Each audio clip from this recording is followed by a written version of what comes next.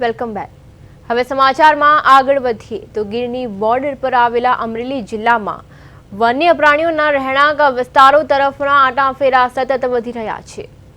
ગત મોડી રાત્રે ધારી અમરેલી રોડ પરથી પસાર થઈ રહેલા એક સિંહ પરિવારના દ્રશ્યો મોબાઈલ કેમેરામાં કેદ થયા છે. શિકારની શોધમાં નીકળેલું સિંહનું ટોળું જ્યારે હાઈવે ઓળંગતું હતું ત્યારે ત્યાંથી પસાર થતા એક વાહન ચાલકે આ નજારો પોતાના મોબાઈલમાં કેદ કરી લીધો હતો. સિંહ પરિવાર કોઈ પણ જાતના ડર વગર હાઈવે પસાર કરી રહ્યા હતા. આ ઘટના ફરી એકવાર સાબિત કરે છે કે ગીર પૂર્વ વિસ્તારમાં સિંહોની સંખ્યામાં મોટો વધારો થયો છે અને વન્ય પ્રાણીઓ જંગલની સીમ છોડીને માનવ વસાહત તેમજ હાઈવે સુધી પહોંચી ગયા છે. વન વિભાગની ટીમ પણ સિંહોના સંરક્ષણ અને હાઈવે પર તેમની સુરક્ષા જળવાઈ રહે તે માટે સતત પેટ્રોલિંગ અને મોનિટરિંગ કરી રહી છે.